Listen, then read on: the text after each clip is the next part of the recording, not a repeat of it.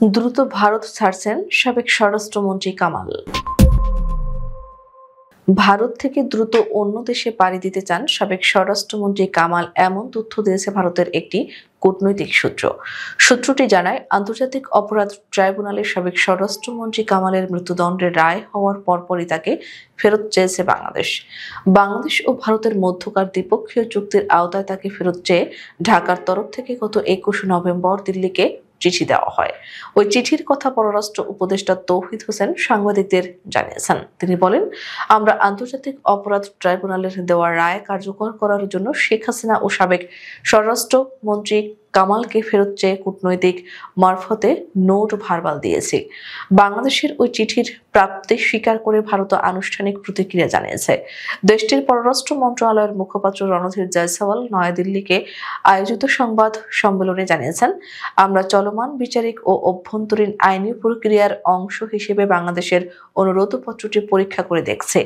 আমরা সবসময় প্রতিবেশী দেশ হিসেবে বাংলাদেশের শান্তি, গণতন্ত্র, অন্তর্ভুক্তি ও স্থিতিশীলতা সহ সে দেশের জনগণের সর্বোত্তম স্বার্থের বিষয়ে অঙ্গীকারবদ্ধ।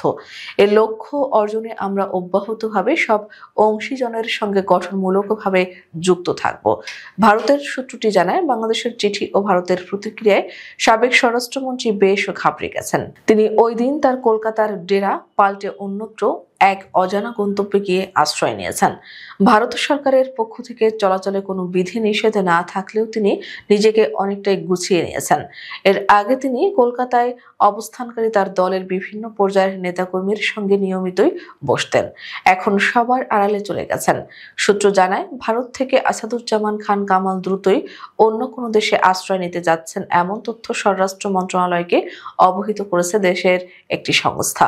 সরকারের একজন দায়িত্বশীল কর্মকর্তা গণমাধ্যমকে জানান, আমরা জানতে পেরেছি পলাতক সাবেক স্বরাষ্ট্রমন্ত্রী কামাল ভারত থেকে দ্রুতই অন্য দেশে পাড়ি জমাচ্ছেন, এমন তথ্য আমাদের কাছে এসেছে। এখন আমরা ভারতের জবাবের অপেক্ষায় আছি। আমরা আশা করছি অন্য দেশে পালিয়ে যাওয়ার আগে ভারত আমাদের চিঠির যথাযথ মর্যাদা দিয়ে তাকে ঢাকার হাতে তুলে দেবে। প্রসঙ্গত, জুলাই বিপ্লবে গত বছর ৫ আগস্ট আওয়ামী সরকারের পতনের পর শেখ হাসিনার পাশাপাশি তার সরকারের স্বরাষ্ট্রমন্ত্রী কামালও পালিয়ে ভারতে আশ্রয় নেন। জুলাই গণহত্যা ও মানবতা বিরোধী অপরাধের দায়ে গত ১৭ নভেম্বর আন্তর্জাতিক অপরাধ ট্রাইব্যুনাল ক্ষমতাচ্যুত প্রধানমন্ত্রী শেখ হাসিনা ও আসাদুজ্জামান খানকে ফাঁসিতে ঝুলিয়ে মৃত্যুদণ্ড কার্যকর করার রায় দেন। ট্রাইব্যুনালের এই রায়ের পর শেখ হাসিনা ও কামালকে ফেরত চেয়ে ভারত সরকারের কাছে কূটনৈতিক চিঠি দেয় বাংলাদেশ। বাংলাদেশের এই চিঠি পর্যালোচনা করে দেখা হচ্ছে বলে এরই মধ্যে জানিয়েছে নয়াদিল্লি।